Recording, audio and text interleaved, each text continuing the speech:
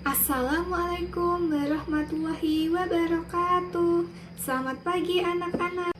Sebelum kita memulai pembelajaran pada pagi hari ini, kita berdoa terlebih dahulu ya dengan mengucap basmalah serta doa belajar. Siapa di antara kalian yang ingin memimpin doa bersama? Baiklah, kita mulai berdoa bersama ya. Bismillahirrahmanirrahim. Rabbi zidni ilma warzuqni fahma. Amin. Berdoa selesai. Selanjutnya, Ibu akan mengabsensi kehadiran kalian ya.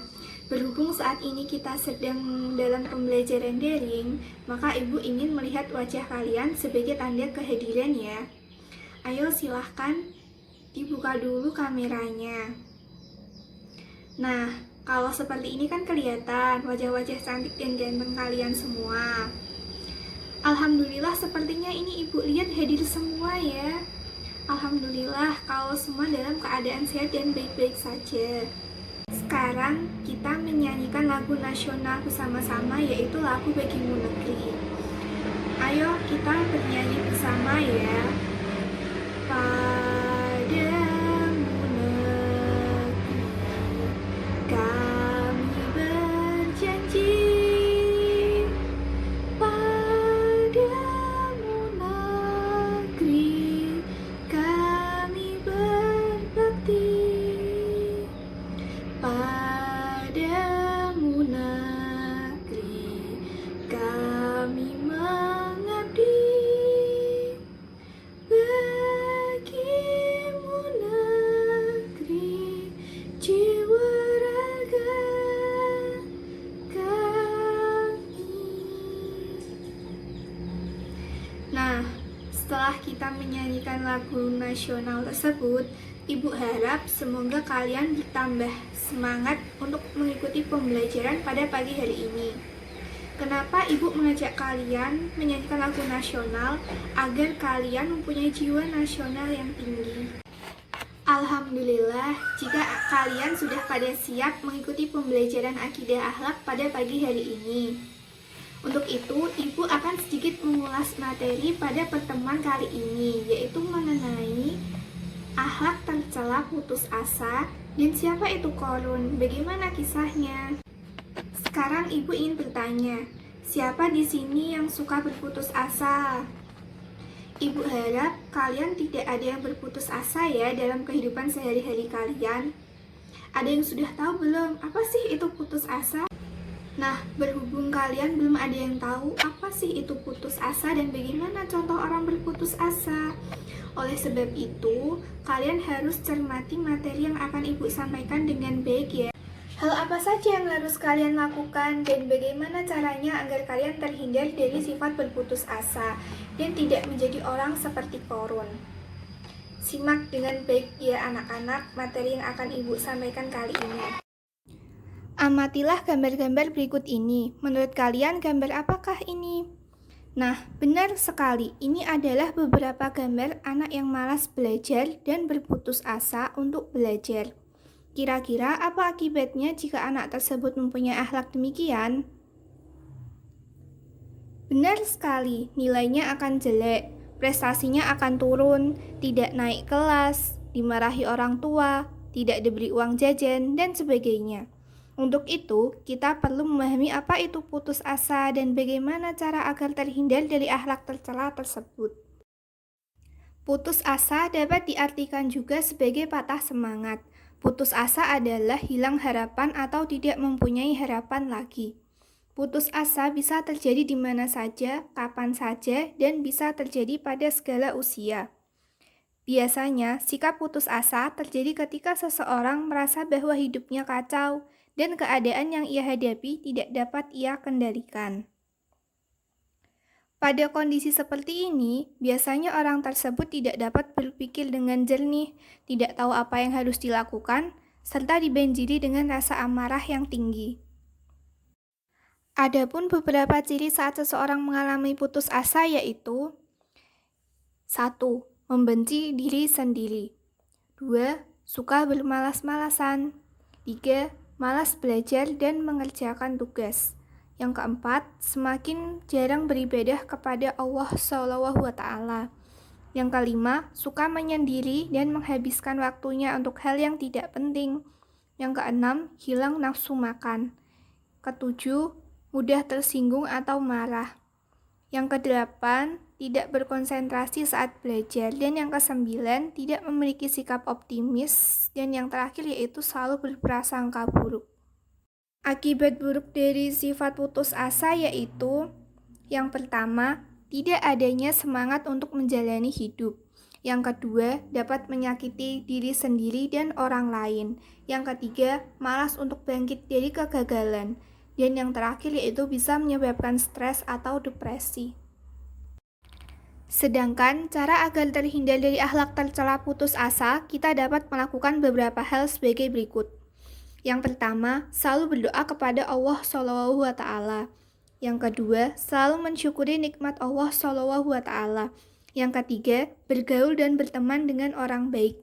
Yang keempat, memotivasi diri agar menjadi lebih baik dari sebelumnya. Yang kelima, bersemangat saat mengikuti pembelajaran. Yang keenam, selalu berpikir positif, dan sebagainya.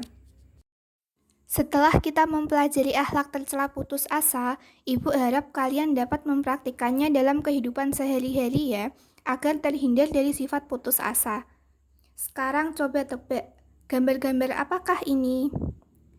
Nah, benar sekali. Tadi adalah gambaran anak yang bersemangat untuk bersekolah dan mengikuti pembelajaran dengan baik tanpa mengenal putus asa. Setelah kita mempelajari materi mengenai akhlak tercela putus asa, Ibu akan melanjutkan materi selanjutnya yaitu mengenai bagaimana kisah Qorun. Siapa di sini yang sudah mengetahui kisah Qorun? Jika belum ada yang mengetahui bagaimana kisah Qorun, simak materi yang akan Ibu berikan dengan baik ya, agar kalian tahu bagaimana sih itu kisah Qorun dan kenapa kalian tidak boleh menjadi seperti Qorun. Semoga dengan menyimak dengan baik, kalian dapat memetik hikmah dari kisah Qorun ya anak-anak. Amatilah gambar-gambar ini. Menurut kalian, gambar apakah ini? Nah, benar sekali. Ini adalah gambaran mengenai bagaimana tamaknya si Qorun terhadap hartanya, sehingga ia lalai akan perintah Allah SWT. Oleh sebab itu, ia ditenggelamkan bersama dengan seluruh hartanya. Berikut kisah si Qorun. Qorun adalah sepupu Nabi Musa alaihissalam, saudara dari ayahnya keturunan Bani Israel. Pada awalnya, dia menjadi pengikut Nabi Musa alaihissalam yang setia dan taat beribadah, tetapi keadaannya sangatlah miskin dan memiliki banyak anak. Bosan dengan keadaannya, Qorun meminta Nabi Musa alaihissalam untuk mendoakannya agar Allah SWT memberikannya harta benda yang sangat banyak. Nabi Musa alaihissalam menyetujui tanpa ragu karena dia tahu bahwa Qorun adalah seorang yang sangat soleh dan pengikut ajaran Nabi Ibrahim alaihissalam yang baik. Doa Nabi Musa alaihissalam pun dikabulkan oleh Allah SWT. Semakin hari, harta kekayaan Qorun semakin bertambah banyak. Dengan keadaannya yang sekarang, ia mulai malas beribadah, bahkan melupakan ibadahnya karena sibuk mengurusi hartanya. Dalam surah Al-Qasas ayat 76, dikisahkan bahwa Qorun pernah pamer kekayaannya. Rumahnya sangat besar, dan segala peralatannya serba mewah dan harganya mahal. Banyak orang yang kagum dan tergiur melihat kekayaannya. Qorun memiliki ribuan gudang harta yang penuh berisikan emas dan perak. Setiap gudang memiliki kunci dari ribuan gudang yang ada, akibatnya kunci-kunci gudang harta Qorun sangat banyak. Sehingga untuk membawa kunci gudang tersebut harus membutuhkan banyak orang untuk memikulnya. Limpahan harta membuat Qorun silau dan lupa dengan janjinya ketika keadaannya masih belum punya apa-apa. Ketika minta didoakan menjadi kaya, ia berjanji akan menggunakan hartanya untuk ibadah. Tetapi kenyataannya, kekayaan yang ada menjadikan Qorun durhaka kepada Allah SWT. Tidak mau mensyukuri nikmat yang diberikan kepadanya. Dia memiliki sifat yang kikir, serakah, tamak, sombong, dan suka memamerkan kekayaannya kepada orang lain. Suatu ketika, Nabi Musa alaihissalam meminta kepada Qarun untuk mengeluarkan zakat dan sedekah. Namun dia menolak, karena ia beranggapan bahwa harta yang ia miliki adalah hasil usahanya sendiri, bukan pemberian Allah SWT dan juga bantuan orang lain. Menurut Qarun, dengan mengeluarkan zakat dan bersedekah, maka akan mengurangi harta kekayaannya. Allah SWT pun berfirman dalam surah Al-Qasas ayat 78 yang artinya, Qarun berkata, "Sesungguhnya aku hanya diberi harta itu, karena ilmu yang ada padaku. Dan apakah ia tidak mengetahui bahwasanya Allah SWT sungguh telah membinasakan umat-umatnya sebelumnya yang lebih kuat daripadanya, dan lebih banyak mengumpulkan harta. Dan tidaklah perlu ditanya kepada orang-orang yang berdosa itu tentang dosa-dosa mereka." Sejak peristiwa itu, Qarun mulai membenci Nabi Musa alaihissalam dan berusaha untuk menyingkirkan dari kaumnya. Qarun punya siasat dengan membayar wanita muda untuk mengaku telah berbuat zina dengan Nabi Musa alaihissalam. Berita yang tidak benar atau fitnah itu dengan cepat tersebar ke para pengikut Nabi Musa alaihissalam. Bahkan ada sebagian pengikut Nabi Musa alaihissalam yang mulai meninggalkan Nabi Musa alaihissalam. Menghadapi ujian ini, Nabi Musa alaihissalam berdoa kepada Allah SWT agar wanita tersebut mengakui kebohongannya. Akhirnya, dengan pertolongan Allah SWT, wanita tersebut mengakui kebohongannya karena tergiur upah dari Qarun. Kemudian selamatlah Nabi Musa alaihissalam. Sikap dan perilaku Qarun telah melampaui batas. Akhirnya, Nabi Musa alaihissalam berdoa kepada Allah SWT agar memberi peringatan kepada Qarun dan pengikutnya.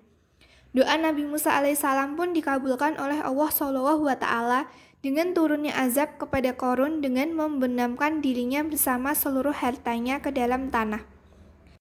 Allah SWT berfirman, yang artinya, "Maka kami benamkan dia, Qarun, bersama rumahnya ke dalam bumi. Maka tidak ada baginya satu golongan pun yang akan menolongnya selain Allah SWT.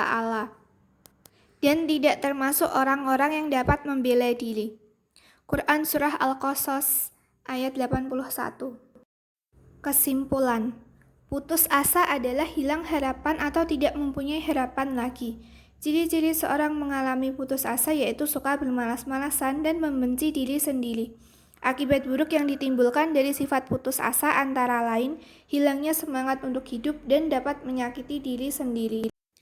Sedangkan cara kita agar terhindar dari sikap putus asa adalah selalu berpikir positif dan merasa yakin bahwa setiap persoalan pasti ada jalan keluarnya. Setelah membaca kisah sifat serakah dan kikirnya Qarun, perlu diwaspadai. Jangan sampai ada Qarun-Qarun masa kini. Kecintaan manusia terhadap harta kadang membuat manusia gelap mata mengikuti hawa nafsunya dengan menghalalkan segala cara untuk menguasainya. Maka dari itu, kita harus berhati-hati dalam hidup ini, supaya tidak tertipu oleh kemewahan dunia yang sifatnya semu. Dunia bukan segalanya, tetapi hanya merupakan alat untuk senantiasa beramal soleh demi kenikmatan abadi di akhirat kelak. Silahkan, siapa di antara kalian yang ingin bertanya terkait materi yang sudah Ibu sampaikan tadi? Dan siapa juga yang ingin menambahkan kesimpulan pada pagi hari ini? Jika ada, Ibu persilahkan. Jika kalian tidak ada yang ingin bertanya atau menambahkan kesimpulan, maka Ibu akan memberikan link kuis kepada kalian. Ibu sudah sediakan link kuis tersebut di deskripsi YouTube Ibu ya, dan juga akan Ibu kirimkan melalui WA Group, sehingga kalian bisa dengan mudah mengakses link kuis tersebut. Sekian pembelajaran kita pada pagi hari ini. Marilah kita bersama menutupnya dengan membaca hamdalah. Alhamdulillahirabbil alamin. Cukup sekian dari Ibu, kurang lebihnya mohon dimaafkan. Wassalamualaikum warahmatullahi wabarakatuh. Sampai jumpa anak-anak.